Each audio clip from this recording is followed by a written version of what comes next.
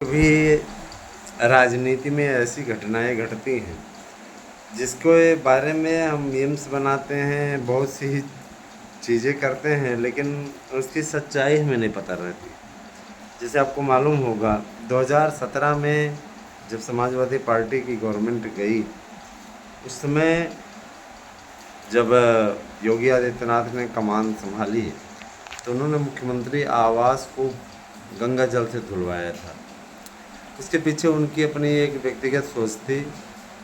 योगी आदित्यनाथ का कहना था कि है ना, ऐसे लोग जो कि मुस्लिम परस्त राजनीति करते हैं, जिनके लिए हिंदू होना शर्म की बात है, और जो लोग हिंदू समाज के लिए हमेशा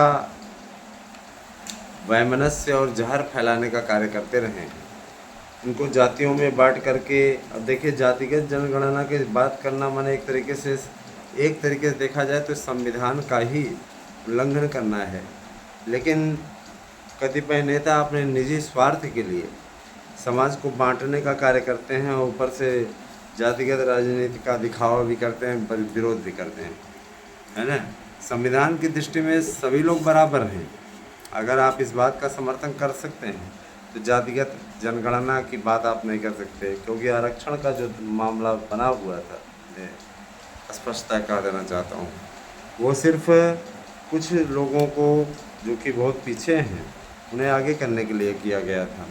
संविधान में संशोधन करके ओबीसी आरक्षण को जोड़ा गया था। बहरहाल आरक्षण का मुद्दा सर्वोच्च न्यायालय ने तय कर रखा है कि 50% से नहीं ज़्यादा बढ़ सकता।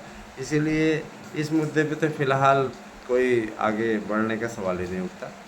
मैं आता हूँ कि सीधे मुद्दे पे। देखिए दोस्तों, राजनीति में कब क्या स्थिति बदल जाए, कौन किसका मित्र बन जाए, कौन किसका शत्रु बन जाए, कोई नहीं जानता।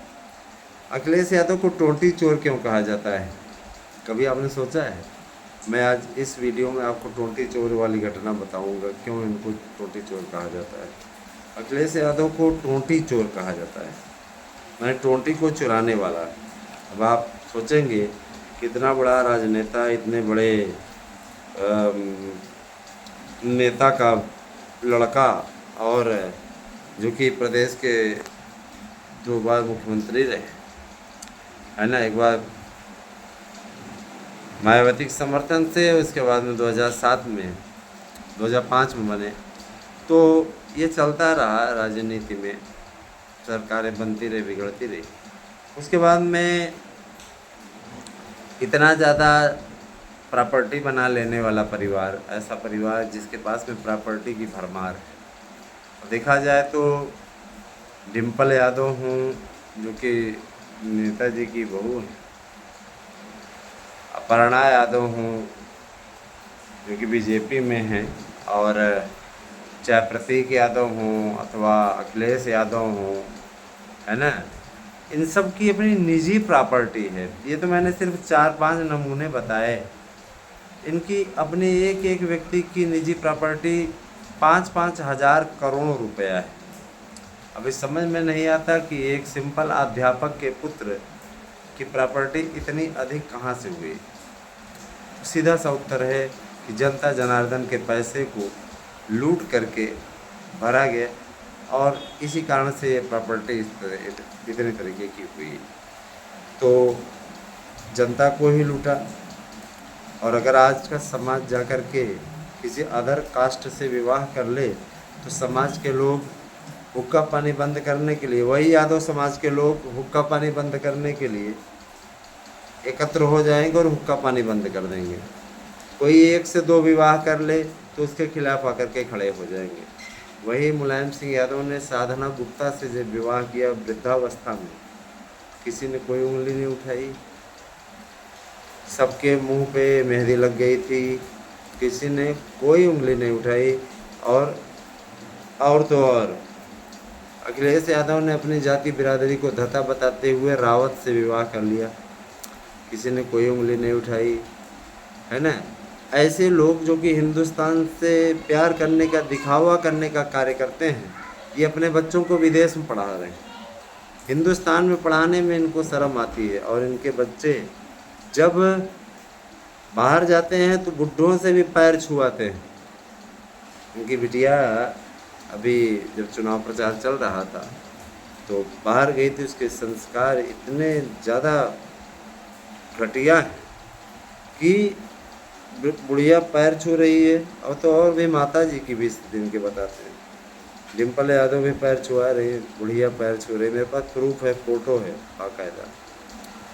तो इनकी मेंटलिटी इसी तरीके की है। मैं आता हूँ टोटी चोर वाली घटना पे, नहीं तो बहुत ही ज़्यादा विस्तार हो जाएगा।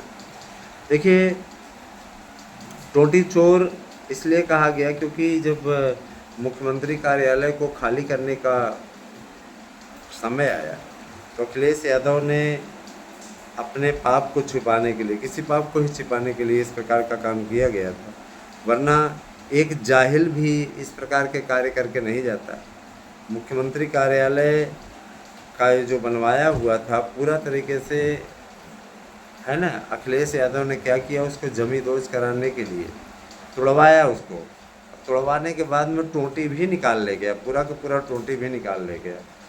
तो अब चूँकि योगी आदित्यनाथ ने देखा तो योगी आदित्यनाथ ने नामकरण कर दिया टोंटी चोर। और अगर देखा जाए तो बहुत बड़ा घोटाला था।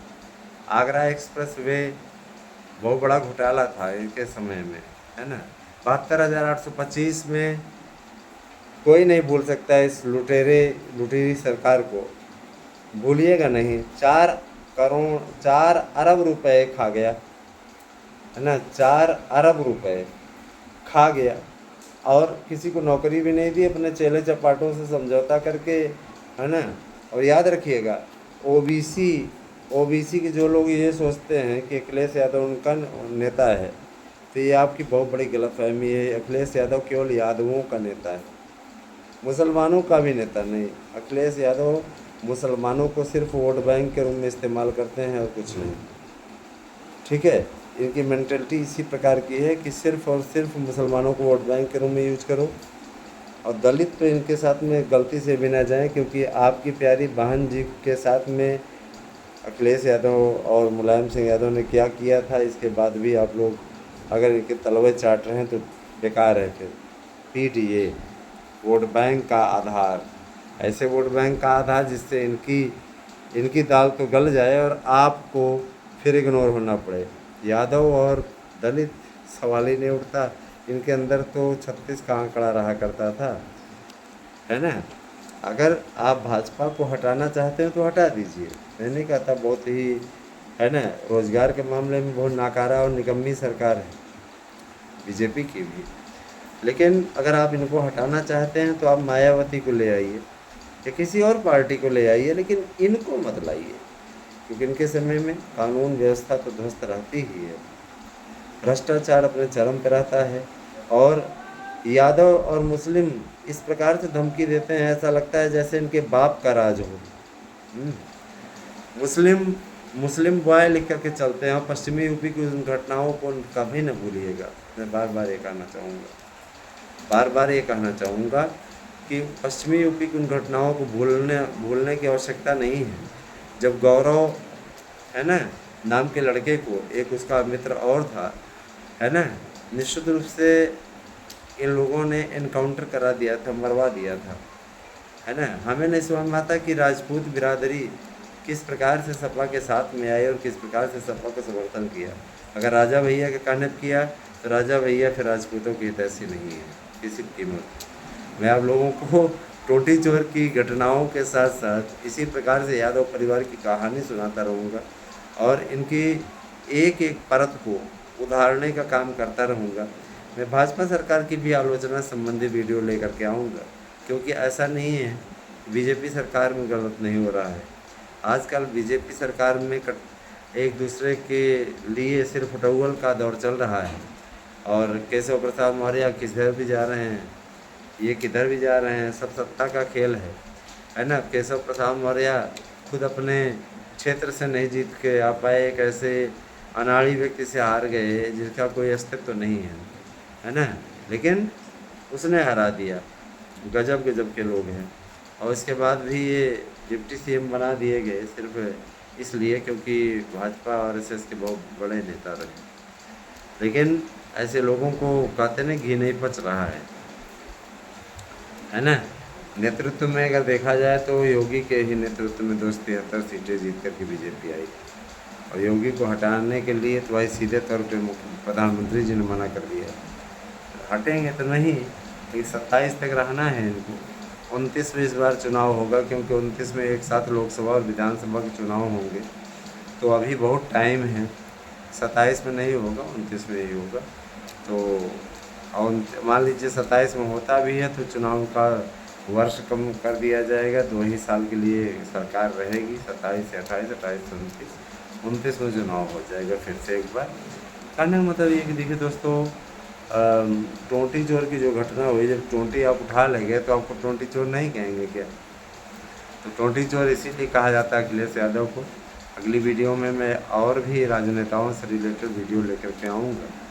राजनीति का एक सुंदर मंच है, मेरे यूट्यूब चैनल की वीडियो को अवश्य देखते रहिए। Thank you.